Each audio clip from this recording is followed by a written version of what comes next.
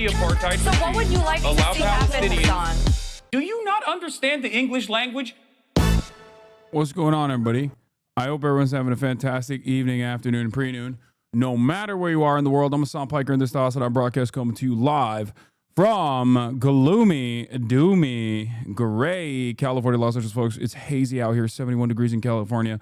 Los Angeles, folks, we're live and alive. And I hope all the boys, girls, and MBs are having a fantastic one because today's a beautiful day. Today's a wonderful day. Today's another Ascot day. You already know what it is. You already know what the fuck going on. I'm Hassan Piker. What is this? I don't know what's going on with Iran and Palestine. I have no fucking idea.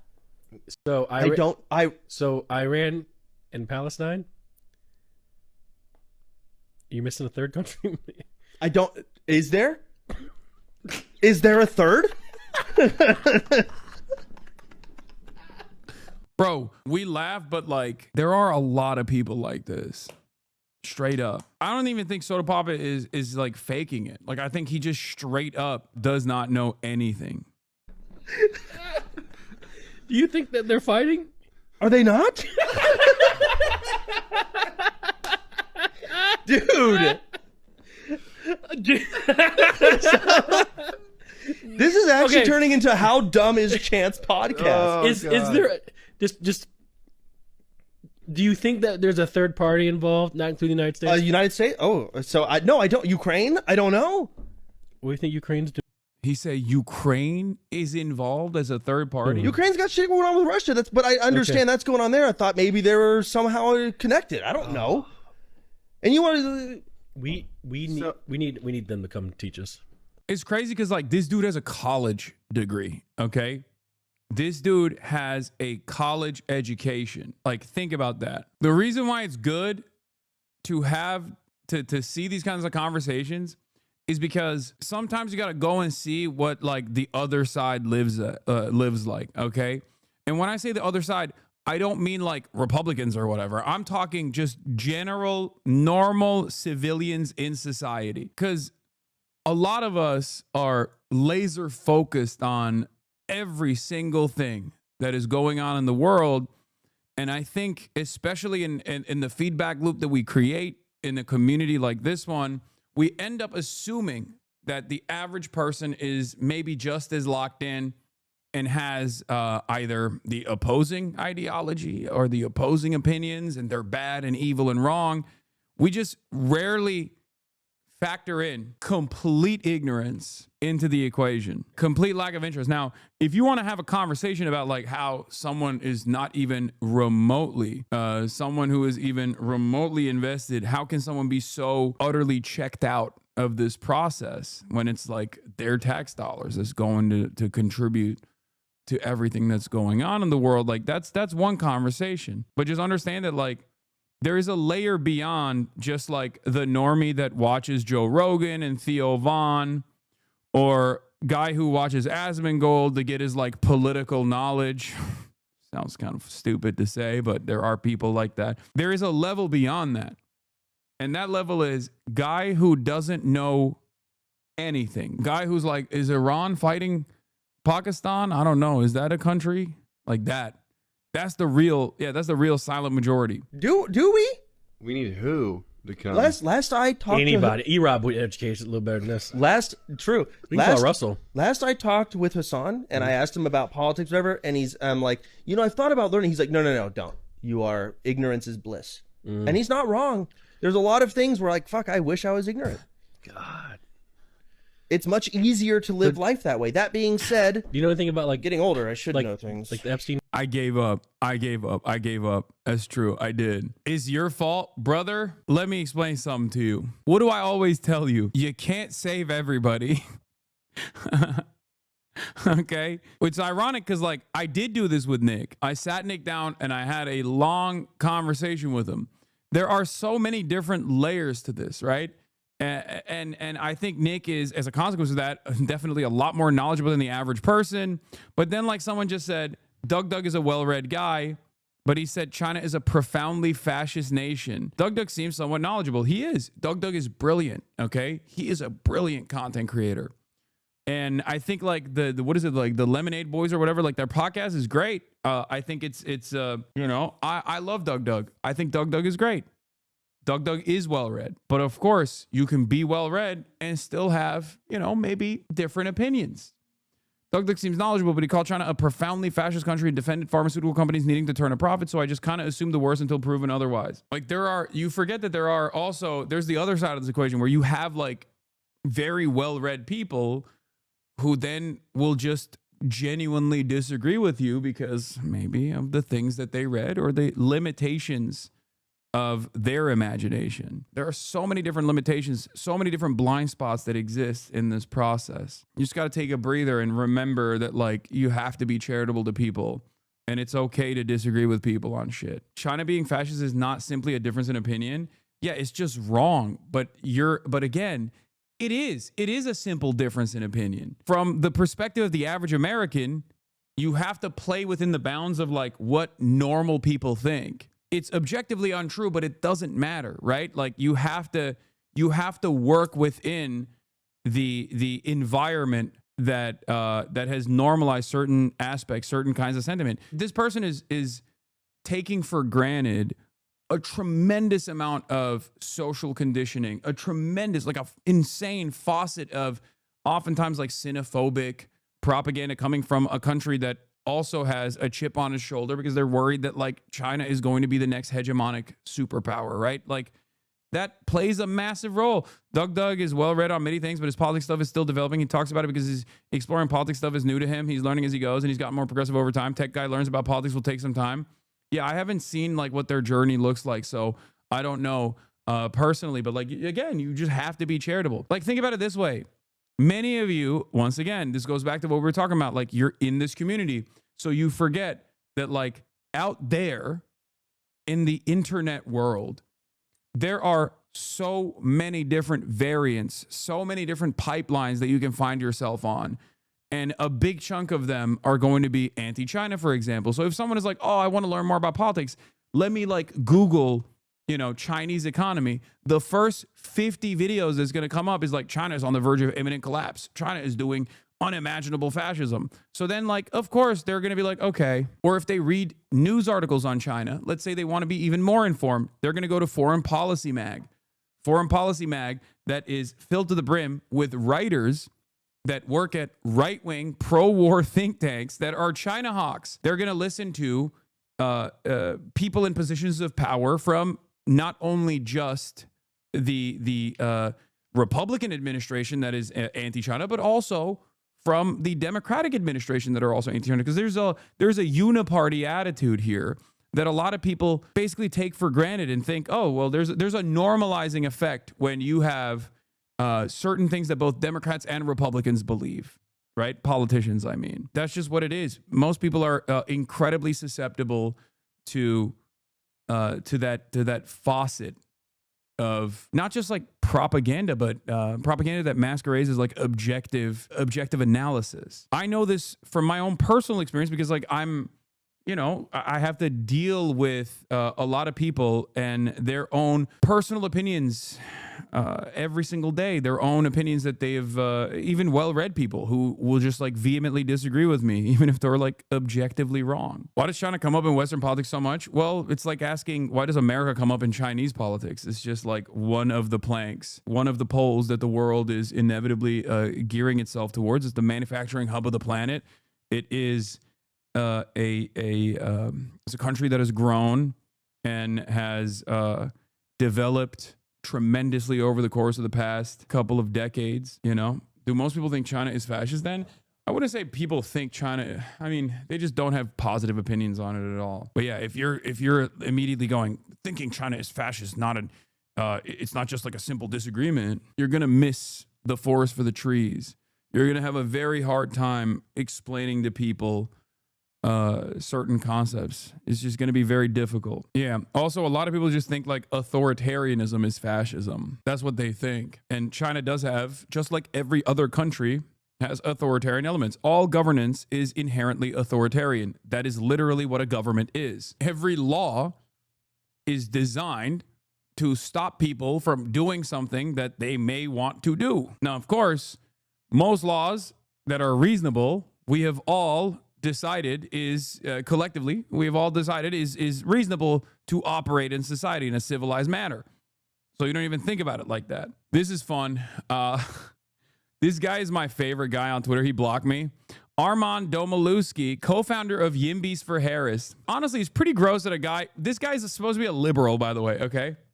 Supposedly liberal guy. Donald Trump is like wrecking the country. Donald Trump is, and his administration has detained myself for my political perspective that is supposed to be in line with his worldview, like a lot closer to his ostensible worldview than, you know, any number of different right-wingers that are actively talking about how they should, you know, how he should be hunted and killed for sport, you know?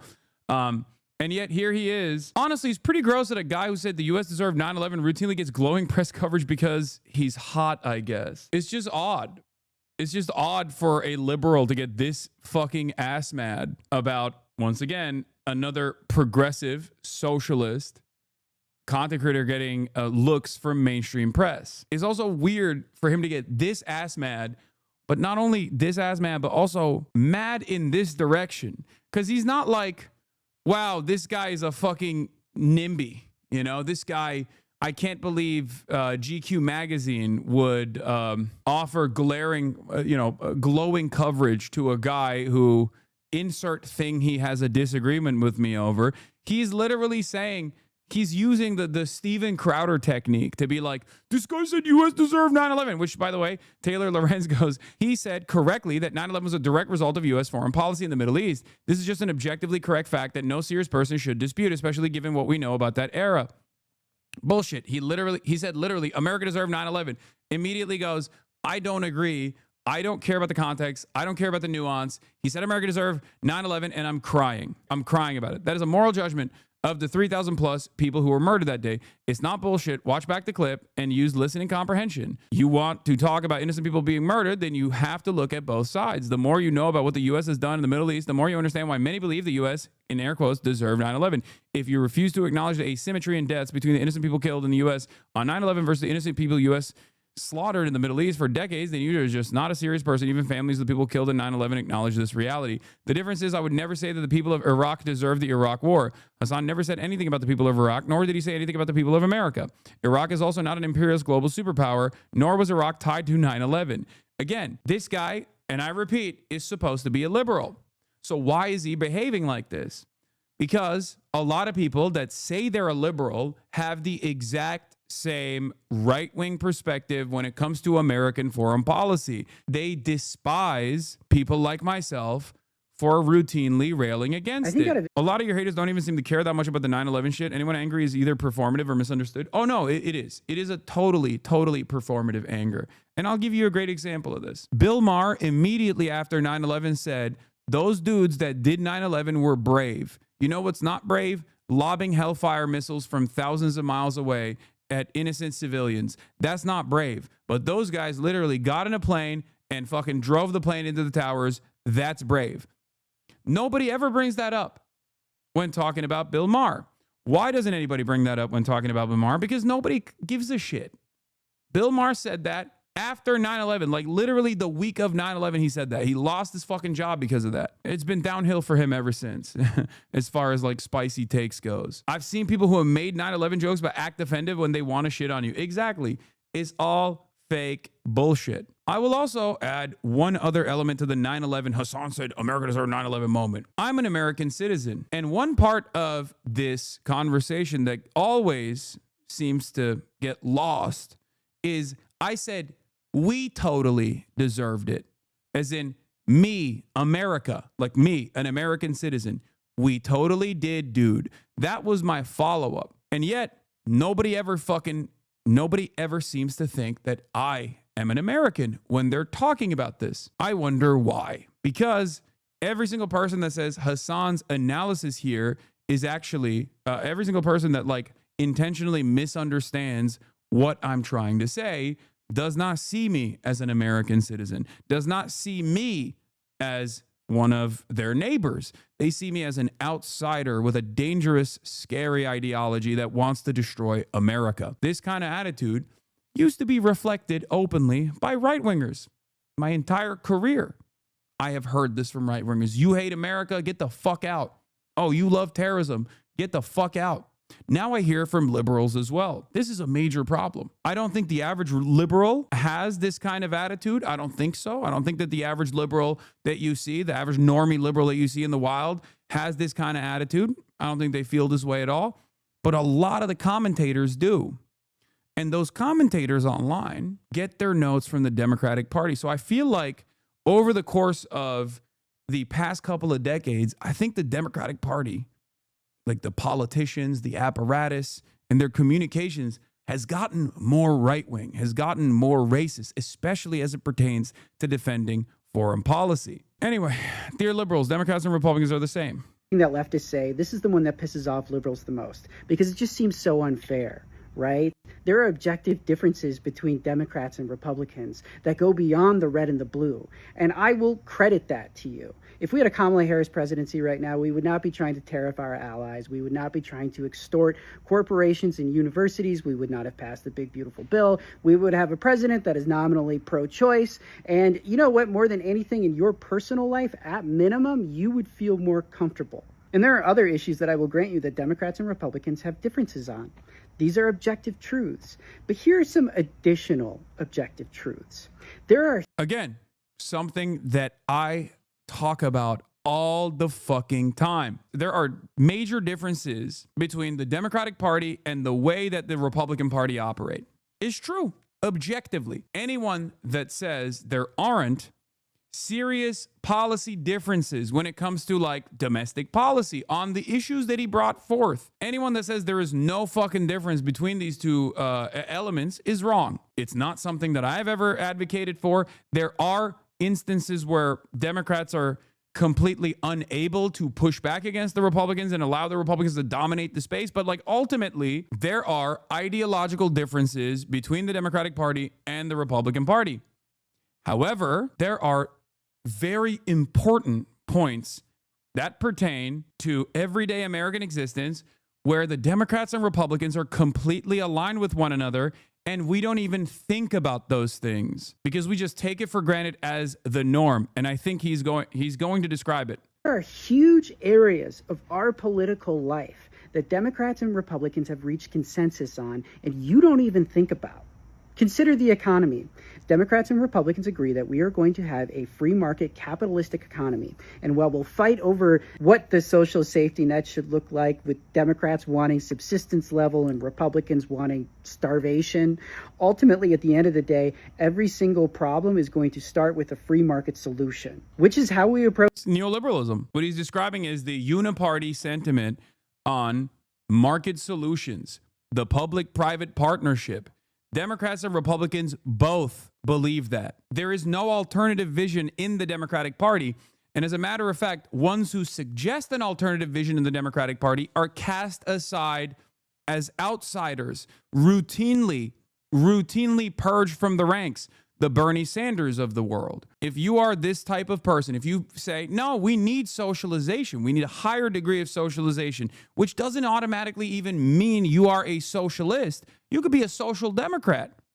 We need market regulation. We need higher degrees of socialization in public services that need to be controlled by the government. If you were to make that argument as a fucking social democrat who is still a goddamn capitalist, okay, you are literally cast aside or co-opted by the party apparatus to stop pushing on these agendas, to stop pushing on these issues. That's just the truth. The Democratic Party does not give you room to breathe and room to operate and allow you to make any sort of real gain towards socialization because the consensus has been established. The only solution to ongoing problems that Americans are facing have to be solved with a public-private partnership. Approach healthcare, another huge area of our lives. Harry Sisson, the future of the liberal Democratic Party, says that it is unrealistic for Democrats to pursue universal healthcare. The kid's like 20 years old. What a vision. And Republicans agree with him, just like they agree with Democrats on the military. We are going to spend almost $1 trillion per year on a military that we do not use to fight wars and instead use to prop up a genocidal state, something that Democrats and Republicans also agree on. because there are some things that just rise above partisan discourse, right? Like our national story. This country was founded upon justice, liberty, freedom, and the pursuit of happiness. I do read a lot of what the Democrats say as like, we need to find consensus as this. They just want people to shut the fuck up. They want the Republicans to be in line and to recognize that they are also on board with a lot of the same shit, and that, we should have reasonable discussion, reasonable discourse on how many trans people should be eradicated from public life, how many immigrants should be purged. We're both on board with immigrants being purged, mind you. Like, it's gonna happen. There is no alternative vision here. We're not saying the counterbalance on the Democrat side is not amnesty, conditional amnesty. The counterbalance on the Democrat side is, we're going to kick out immigrants too, because we also believe that they're criminal rapists, but like, we want 30% less immigrants to be kicked out. You know what I mean? Whereas the Republicans are like, we got to kick every brown person out, not just the immigrants, but also like American citizens across the board. So like, that's not a real, that a consensus has been established on first principles, a consensus that unfortunately revolves around a complete falsehood. The idea, the notion that like immigrants constitute a national security threat, that is ridiculous. That is the reason why things consistently keep getting worse. If you are a liberal and if you're a Democrat voter and you're wondering how the fuck do the goddamn Republicans keep winning elections over and over again, why can't people see how bad they are? Understand that on the other side of that coin, the coin that you consistently vote for, the side that you consistently vote for is actively propping up their position, the Republican, the opposition's framework as the normal framework, when it is not established from a shared reality that we experience and instead is pure vitriolic hysteria. It's just made up. And when Democrats don't counter message against that, when they don't actively fight against those first principles that it is that Republican white nativist anti-immigrant agenda making comes from, they lose. In the simplest terms, as the Chapo boys always say, like, why would you purchase the diet soda when you can get the full strength soda that's right there? This was a major problem with Kamala Harris. This isn't to say don't vote for the Democrats. I'm not saying that, okay? Because like people immediately get mad. They go, realistically, who else am I supposed to vote for if not the Democrats? I never said don't vote for the Democrats, chatter. I said hold them to account, wield them like a weapon. Make sure that if you have, like, you should always have a policy first approach. A lot of people personally believe it's just team sports. It's not. It's about the policies. So we have to literally hold their feet to the fire. If they won't do this out of the kindness of their hearts, which they will never do, right? Because they are so echo chambered. They're so tunneled in. They're in their little bubbles where the only people that they talk to are lobbyists and incredibly wealthy people. We have to make ourselves undeniable. We have to make ourselves unavoidable. We have to keep fucking pushing. That's why these organizations that exist outside of the duopoly framework, like the DSA, PSL, and labor unions, are so important. That's why I always push for that. That's why I always push for protest. Not just protest against the Republicans, which of course you also have to keep doing, but even protest against the Democrats as well. We have to force them to do the right thing. We have to force them, unfortunately, to behave like a real anti-fascist, anti-Republican party. And it's clear that they won't do it because, as this guy correctly points to, is something I say all the time. This is a perfect summary of the way I describe events. There's consensus on a lot of issues that there shouldn't be consensus on. And leftists look at all of this and they think it's bullshit, but they also add it all up, and it's about 80% of our political life. Leaving around 20% is the area of acceptable debate between the parties. So if I told you that something was 80% the same as another thing, would you say that they're actually the same? Probably not. But you could get away with saying they're basically the same. Nobody in here, unless they're just like utterly delusional, thinks that there aren't any differences whatsoever between the Republicans and the Democrats. Like, they are one and the same. I do not believe this. I say they have incredible similarities on issues that pertain to everyday existence that fuck up your life in a very meaningful fashion. And if they were to actually focus on those differences, or the areas where there is consensus when it comes to foreign policy, when it comes to Israel, when it comes to endless amounts of money going into the military so we can go and like fucking kill people overseas, when it comes to a public-private partnership being the only solution to these issues, whether it be housing, whether it be healthcare, whether it be college, these are all genuine problems that pertain to your everyday existence that the Democrats and the Republicans actually are in agreement on. The disagreements that they have are basically like, how do we get there? Is it 100% of migrants that need to be fucked off and forcibly excised as an aberration, removed from American society? Or is it like 50% of the migrants? Like, that's not a real disagreement. This is why team sports, it doesn't even make sense, because when teams are going up against one another, they're not playing for the same fucking team, okay? They're playing against one another. But as he correctly pointed to, the 80-20, 80% of the goals that the Democrats are scoring are own goals.